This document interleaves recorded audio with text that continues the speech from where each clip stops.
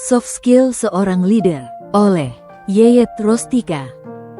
Pengertian soft skill. Soft skill adalah kemampuan non-teknis yang berkaitan dengan cara seseorang berinteraksi, bekerja sama, dan berkomunikasi dengan orang lain. Soft skill mencakup karakter pribadi, kecerdasan emosional, serta keterampilan sosial yang sangat penting dalam dunia kerja maupun kehidupan sehari-hari. Untuk pertemuan sekarang yang akan dibahas mengenai kecerdasan emosional, emotional intelligence, kecerdasan emosional, teori kecerdasan emosional, emotional intelligence, EKI, mengacu pada kemampuan seseorang untuk mengenali, memahami, mengelola, dan memengaruhi emosi diri sendiri maupun orang lain.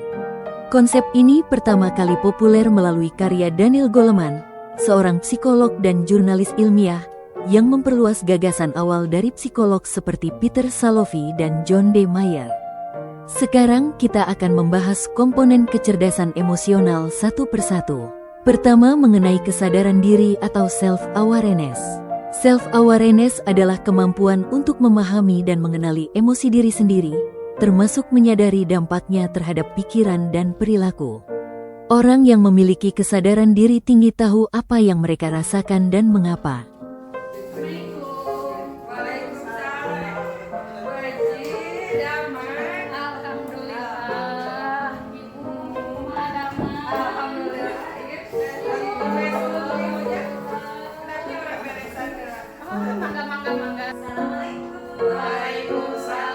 Selanjutnya yang kedua adalah pengendalian diri atau self-regulation. Pengendalian diri merupakan kemampuan untuk mengelola emosi secara sehat dan konstruktif, menjaga kontrol diri, dan mampu menyesuaikan diri terhadap perubahan atau tekanan. Ibu kumaha di sekolah ya aya permasalahan anu berkaitan sareng barangkali yang bermasalah. Aya Bu Haji di jurusan Abi di sekolah. Kalau rasa 2 kelas 11 aya murang hari anu sekolah teh 2 hari sekolah. Dilakukan ke sekolah. 2 hari sekolah tah. Saat juningan ka bumina murang hari teh nyebabkeun teh sakit. Tapi ditinggal teh masih kene ya sebamu lah kesadukan kene gitu. Eta termasuk bolos kan kumaha ya ini gitu teh. Nah, sapatos nu kitu mah salebasna pangkat kana dianalisa tadi direkap heula kehadirannya. Terus ada kerah diproses heula terus dipanggil ke Guru BP. Oh, Terus aya pembinaan. bolos tadi. Nah, berarti mungkin kedah sareng orang tuana. Atos. Tah pami orang tua kumaha pandangan anak? Jantan sepuh nate nyebabkeun teh mumpun ibu pun anak teh sakit. Jantan sepuh nate anu nutupan. Tapi memang tidak sakit. Biasa kan juga sakit karena sakit sasinan upami. Yang ketiga adalah motivasi diri atau self-motivation. Motivasi diri merupakan dorongan internal untuk mencapai tujuan, memiliki semangat, dan mampu bertahan menghadapi rintangan tanpa terlalu bergantung pada penghargaan eksternal. Ibu-ibu tadi pas dibahas ya permasalahannya mengenai putra-putri kita itu ya segala macam ininya permasalahannya gitu ya. Yang jelas tujuan kita itu adalah untuk mendidik mereka, mengarahkan mereka gitu sesuai dengan tugas pokok kita sebagai pendidik, sebagai guru di sekolah. Nah, di sini kita jangan pantang menyerah ya untuk terus tetap memperhatikan anak-anak kita dari berbagai permasalahannya karena pasti ada sebab akibat gitu ya. Anak-anak bertingkah pola A pasti karena ada sebabnya gitu. Itu otomatis kita harus terus membimbing mereka. Yang keempat adalah empati atau empati. Empati adalah kemampuan untuk memahami perasaan, kebutuhan, dan perspektif orang lain, serta mampu merespons secara emosional dengan tepat terhadap orang lain. Saya sebagai orang tua merasa prihatin ya Bu dengan kondisi semacam ini yang sedang terjadi di anak-anak kita, terutama anak SMA, SMK yang dimana pergaulannya semakin subhanallah gitu ya. Kita lihat di kalangan anak-anak ada yang ya LGBT, ada yang pergaulan bebas, ada yang main HP dan sebagainya tanpa batas. Itu menjadi keprihatinan kita semuanya, terutama saya sebagai orang tua. Saya Yang terakhir adalah keterampilan sosial atau social skill. Keterampilan sosial merupakan kemampuan untuk membangun dan menjaga hubungan yang sehat, bekerja sama, berkomunikasi secara efektif, serta mampu mempengaruhi dan memimpin orang lain dengan baik. Alhamdulillah ya, mudah-mudahan permasalahan-permasalahan yang kita hadapi ada solusinya. Dengan adanya program ini sangat membantu kita sekali ya untuk menangani permasalahan yang sudah kita ya anggap terus tarak namanya gitu. Tapi alhamdulillah gitu ya, kita terbantu, sekolah bisa mengirimkan, dan mudah-mudahan dengan adanya pendidikan ya, pendidikan berbasis karakter ini ya bisa mengubah kita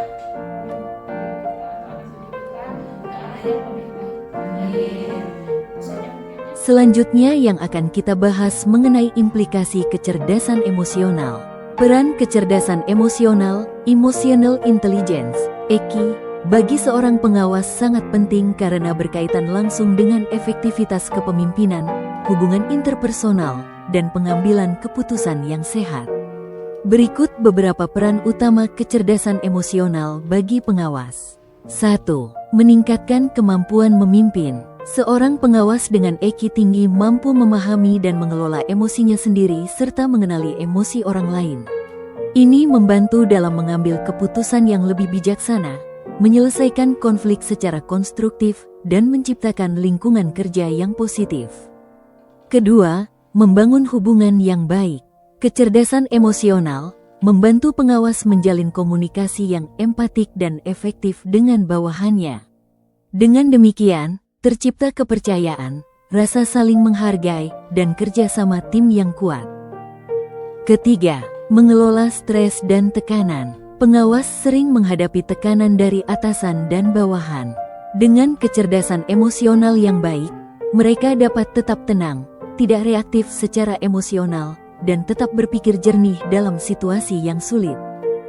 Keempat, mendorong motivasi dan produktivitas. Pengawas yang memahami kebutuhan emosional staf dapat memberikan dukungan dan motivasi yang sesuai, sehingga meningkatkan semangat kerja dan produktivitas tim. Kelima, menyelesaikan konflik dengan bijak. Kemampuan untuk mengenali dinamika emosional dalam konflik dan merespon dengan empati serta logika membuat pengawas lebih mampu meredam konflik dan mencari win-win solusi. Keenam, menjadi teladan bagi tim. Dengan menunjukkan kontrol diri, empati, dan sikap positif, pengawas menjadi role model yang baik bagi anggotanya. Mengevaluasi kemajuan dan memberikan umpan balik yang konstruktif untuk meningkatkan kompetensi kecerdasan emosional atau emotional intelligence, memerlukan pendekatan yang sistematis dan empatik. Berikut langkah-langkah yang bisa diterapkan oleh seorang pengawas atau pemimpin.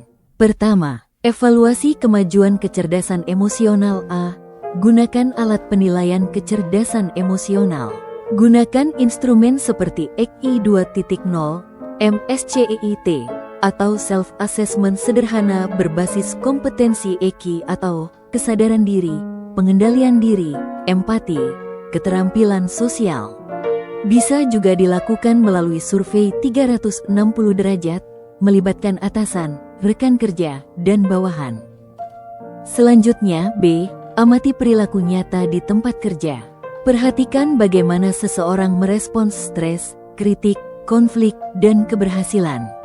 Evaluasi cara berkomunikasi, mendengarkan, dan mempengaruhi orang lain. C. Refleksi diri berkala. Dorong individu membuat jurnal refleksi emosional atau melakukan evaluasi mingguan tentang pengalaman emosional mereka. Selanjutnya, kita akan membahas mengenai memberikan umpan balik yang konstruktif. Pertama, gunakan pendekatan SBI, Situation, Behavior, Impact. Contoh, saat rapat kemarin, Situation, kamu memotong pembicaraan rekanmu beberapa kali.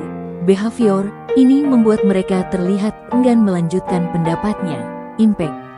Kedua, fokus pada perilaku, bukan kepribadian. Hindari label seperti, kamu emosional, dan ganti dengan deskripsi spesifik, seperti nada bicaramu naik ketika berdiskusi tadi.